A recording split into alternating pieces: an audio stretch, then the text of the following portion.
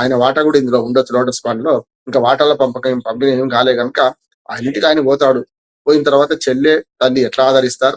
రాజకీయంగా శత్రువులు కానీ మనకు రక్త సంబంధం అయితే ఉన్నది కదా, తల్లిని చెల్లిని కలిసే అవకాశం ఉంటే చూద్దాం. ఆ తర్వాత లోపల వాళ్ళు ఏం అంతఃపురంలో ఏం జరుగుతుందో మనం చెప్పలేం కానీ మొత్తం మీద లోటస్ పాండ్ కూడా చాలా రోజుల తర్వాత హైదరాబాద్ రావడమే తక్కువ. ఆయన ఇవాళ చాలా రోజుల తర్వాత హైదరాబాద్కి వచ్చారు.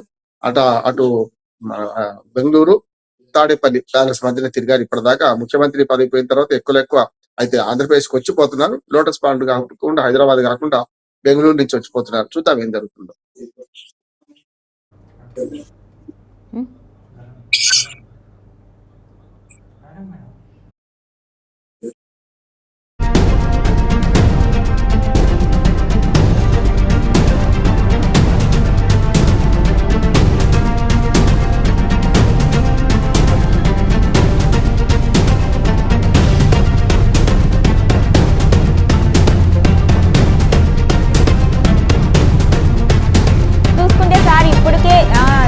జనసేన పార్టీ అయితే జిహెచ్ఎంసీ ఎన్నికల్లో మేము పోటీ చేస్తాము అంటుంది.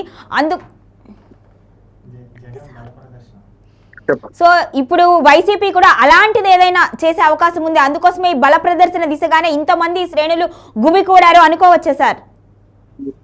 కొత్త ఏం కాదమ్మా, వీళ్ళు రాజకీయ నాయకులు ఏం చేస్తారు ఎవరైనా గతంలో చూసాం కదా.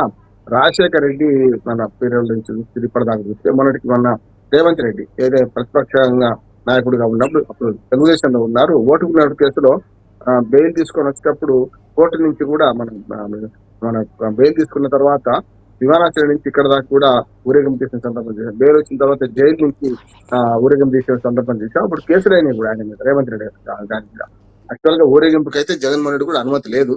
కానీ అనుమతి ఇవ్వని ఊరేగింపులో ఆయన పాల్గొంటే మాత్రం తప్పనిసరి ఈయన మీద కూడా కేసు అవుతుందని నేను అనుకుంటున్నాను. కాబట్టి రేవంత్ రెడ్డి ఇంకో ప్లాన్ చేయొచ్చు. ఎందుకంటే ఇప్పుడు గురువు శిష్యుడు అంటున్నారు కదా, చంద్రబాబు నాయుడు పెడితేనే చెప్తేనే కేసు చేశారనే మాట వస్తుందని నా మీద కేసు చేశారు అప్పుడు టీఆర్ఎస్ వాళ్ళు, అప్పుడు బీఆర్ఎస్ వాళ్ళు. చూసిండా నేను ఎంత మంచివాడినో, జగన్మోహన్ రెడ్డి మీద కేసు చేయలేదు అని కూడా ఓ మాట మాట్లాడవచ్చు అని నేను అనుకుంటున్నాను. అయితే నా ఉద్దేశం ఏంటంటే ఇల్లీగల్ గా ఎక్కువ మందిని కూడి వాళ్ళందరూ ఊరేగింపు కదా వచ్చిన నేను అనుకుంటలేను. విమానాశ్రయం దాటదాకా వాళ్ళ అభిమానులు ఉన్నారు.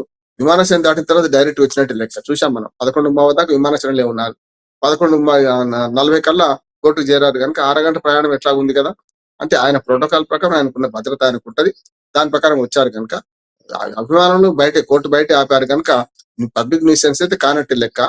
ఇప్పుడైతే కొత్తగా కేసులు ఏమైనా ఉండవు కానీ ఈ 11 కేసులలో ఇవాళ ఎన్ని కేసులు విచారిస్తారు, ఇవాళ ఎన్ని కేసులలో తేదీలు ఇస్తారు అనేది ఒకటి ఉంటది. అన్ని కేసులు ఒకేసారి విచారణ చేపట్టండి, నేను రావడానికి పోవడానికి వీలవద్దని కూడా పిటిషన్ వేసి ఉంటది. వీళ్ళు అడ్వకేట్లు మనకు డాక్టర్ చూడలే కనుక ఏ కేసులో ఏ డేటు ఉన్నది, అన్ని కేసులు ఇవాళనే తీసుకుంటారా, లేకుంటే ఒకటే రెండో కేసులు తీసుకొని మిగతా మళ్ళీ ఆ రోజు రావాల్సి ఉంటుందా, ఆధార్ మినహాయింపు గురించి ఇక ముందు ఏం చేస్తారనేది కోర్టు నిర్ణయం బట్టి ఉంటుంది. మనమైతే ఊహించలేం. మొత్తం మీద మాత్రం ఛార్జ్ షీట్ లో పడ్డవి కనుక అన్ని కేసులలో వాటి విషయాలు అడుగుతారు. ఆల్రెడీ అడుగుంటే మాత్రం కొత్తగా ఏముండదు, డేట్ ఇచ్చి పంపిస్తారని నేను అనుకుంటున్నాను. సో ఇప్పుడు చూసుకుంటే ఇక జగన్ విజయమ్మ ముఖ్యంగా ఏం విషయాల గురించి మాట్లాడుకునే అవకాశం ఉంటుంది సార్? ముఖ్యంగా చూసుకుంటే మనము ఇటీవల వైఎస్ షర్మిలకు సంబంధించి అయితే ఎక్కువ శాతం విజయమ్మ అయితే షర్మిలతోనే ఉంటున్నట్టుగా తెలుస్తుంది. మరి ఇప్పుడు జగన్ రాకతో ఆవిడ మనసు మారి తల్లి కొడుకులు మళ్ళీ మనస్పర్ధలు అన్నింటినీ వదిలేసే అవకాశం ఉంటుంది అనుకోవచ్చా? రక్త సంబంధం కదమ్మా, ఎట్లయినా తల్లికి కొడుకు మీద ప్రేమ ఉండదు కానీ తల్లిని చెల్లిని తృణీకరించారని, తల్లిని కూడా గౌరవాధ్యక్ష పదవిలో ఉన్నప్పుడు అప్పుడు వైసీపీ పార్టీకి ఉన్నప్పుడు ఆమెను గౌరవాధ్యక్షులకు తీసేశారని ఇవన్నీ ఉన్నాయి కదా ఆయన మీద ఆరోపణలు. వాళ్ళకు రక్త సంబంధం చెల్లె తల్లి కనుక లోపలికి వెళ్ళినాక వాళ్ళు ఏం మాట్లాడుకుని తెలియదు కానీ అప్పటికప్పుడు అప్పలంగా తక్కువ హక్కుని తెలుసుకొని నా కొడుకు మంచివాడని ఆయనదు, ఈయన కూడా మా తల్లి అన్నది కనుక ఇంటికి పోతున్నారు. ఏం జరుగుతుంది కానీ వాళ్ళ కుటుంబ వ్యవహారాలు వాళ్ళు మాట్లాడుకోనియండి. ఎందుకంటే 2-3 ఉంటాయి. నేను ఆస్తి తగాదాల గురించి కూడా మాట్లాడవచ్చు వాళ్ళు. ఇప్పుడు షర్మిల ఆరోపిస్తుంది, గతంలో కేసు కూడా పెట్టింది, ఏది నా ఆస్తిని వాళ్ళు అన్యాయంగా మలుచుకున్నారని చెప్పి కొందరి మీద కేసు కూడా షర్మిల పెట్టిండ్రు గతంలో. మనకు నా అనుమతి లేకుండానే నా ఆస్తిలో నాకు ఇచ్చిన వాటాను, మా నాన్నగారు ఇచ్చిన వాటాను ఆయన దుర్వినియోగం చేసి వాళ్ళు ఆయన పేరు మీద చేసుకున్నారు, భారతి పేరు మీద చేసుకున్నారు అనే మాట కూడా వచ్చింది. కనుక అది కూడా మరి వాళ్ళ సెటిల్ చేసుకుంటారా, ఇవన్నీ ఎందుకు గొడవలు మనం కలిసి ఉందామంటారా? ఎట్లాగో పార్టీ అయితే వీడదు. ఆమె షర్మిల ఆల్రెడీ కాంగ్రెస్ పార్టీ అధ్యక్షులుగా ఉన్నారు అక్కడ కనుక కొత్తగా పార్టీ వీడే పరిస్థితి లేదు. కానీ అన్న చెల్లెళ్ళు తల్లి కొడుకులు వాళ్ళ కుటుంబం ముగ్గురు వాళ్ళు ఏం మాట్లాడుకుంటే చూద్దాం. కానీ మనం దానికి బయటపడద్దని నేను అనుకోవడం లేదు. మన ఊహాగానాలు మాత్రం ఉంటాయి కానీ లోపల వాళ్ళు ఏం మాట్లాడుకుంటారో బయటకు వచ్చేసి చెప్పరు కదా. కాకపోతే తల్లి గేటు బయట దాకా వచ్చి కొడుకుని ఆహ్వానిస్తుందా, లేకుంటే చెల్లె కూడా ఆహ్వానిస్తుందా, ఇవి బహిరంగంగా మనకు కనపడేవి. లోపలికి వెళ్ళిన తర్వాత ఏమైందని మనం కూడా చెప్పలేము, ఎవరు చెప్పలేము. అంటే ఈ పర్యటన నేపథ్యంలో ఆయన సాయంత్రానికి తిరిగి మళ్ళీ బెంగళూరు వెళ్ళిపోతారు అని చెప్తున్నారు. అయితే ఈ పరిణామం చూసుకుంటే వైసీపీ శ్రేణులు అభిమానులు అయితే భారీగా వచ్చిన నేపథ్యంలో అయితే ఫ్యూచర్లో ఈయన ఇక్కడ వైసీపీకి ఆదరణ ఉంది అని అనుకోవచ్చే సార్?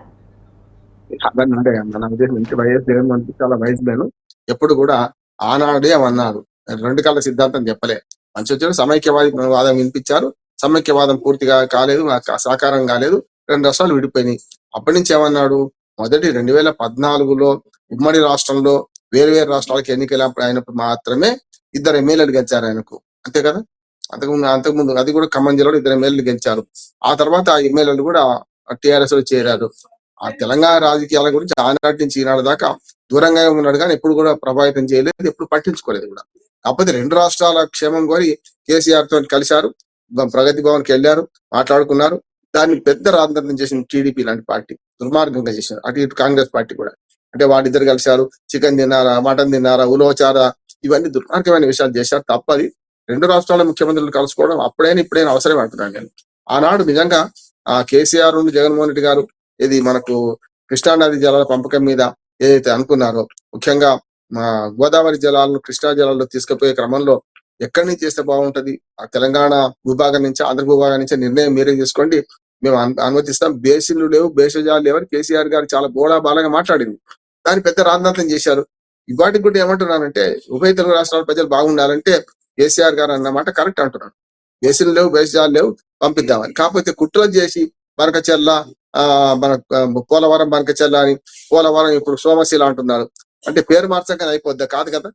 అంటే నేను ఏమంటున్నానంటే ఉభయ తెలుగు రాష్ట్రాలు ఎట్లా మేలు చేయాలి, ఏ రకంగా ఇక్కడ అక్కడ అన్నార్థులకు అన్నమెట్ట పెట్టాలి, నీళ్లు లేని వారికి రాయలసీమ ఎట్లా అన్యాయం అయిపోయింది, వాటి గురించి మాట్లాడితే బెస్ట్. కానీ ఈ కేవలము ఈ ఎన్నికల్లో అయితే ఆయన పోటీ చేయడం అంటున్నాను. ఎందుకంటే ఇప్పుడు పవన్ కళ్యాణ్ కానీ లేకుంటే చంద్రబాబు నాయుడు కానీ ఇప్పటికి కూడా ఈ 2 రాష్ట్రాలను మేమే గ్రేట్ అనుకుంటుంటారు. అది సమస్య లేదు. ఎప్పుడు కూడా వైఎస్ఆర్ జగన్మోహన్ రెడ్డి ఎన్నడూ కూడా అట్లా అనుకోలేదు. నా రాష్ట్రం నేను చూసుకుంటా అన్నాడు. ఇక్కడ తెరువు రాలే. కేవలం ఇద్దరి మధ్యన 2 రాష్ట్రాల సమస్యల మధ్య పరిష్కరించిన అప్పుడు వచ్చిన తర్వాత మళ్ళీ రాకుండా చేసింది కదా వీళ్ళందరూ కూడా కలిసి. కనుక ఇప్పటికైనా సరే ఉభయ తెలుగు రాష్ట్రాలు బాగుండాలంటే ఇప్పుడు చంద్రబాబు నాయుడు ఎప్పుడు కూడా 2 కళ్ళ సిద్ధాంతం, అట్లానే మన పవన్ కళ్యాణ్ 2 కళ్ళ సిద్ధాంతం. ఇక్కడ ఓటు పడేది చేసేది ఏం లేదు. ఇప్పుడు ఏదైనా సరే ఆ సంగతిని మొదలు తెలుసుకున్నాడు కనుక జగన్మోహన్ రెడ్డి గారు తెలంగాణ రాజకీయాలు చాలా దూరంగా ఉన్నాడు. చెయ్యడు కాక చేయడు ఇక్కడ పోటీ అంటున్నాడు. ఎప్పుడైనా పోటీ చేస్తే మనం భంగపడ్డారు కదా, చూసాం కదా. జనసేన కార్యకర్తలు జెండాలు కనపడ్డాయి జూబ్లీహిల్స్ ఎన్నికల్లో. అట్లాగే తెలుగుదేశం పార్టీ జెండాను అభ్యర్థికి అందించారు ఒక అభిమాని. ఏమైంది చూసింది కదా, చతికిల పడ్డరు. 14,000 ఓట్లకు పరిమితమైనరు. మొన్న 2023లో 25,000 ఓట్లు వచ్చిన వాళ్ళు బీజేపీ 14,000 పడిపోయింది. ఎందుకు?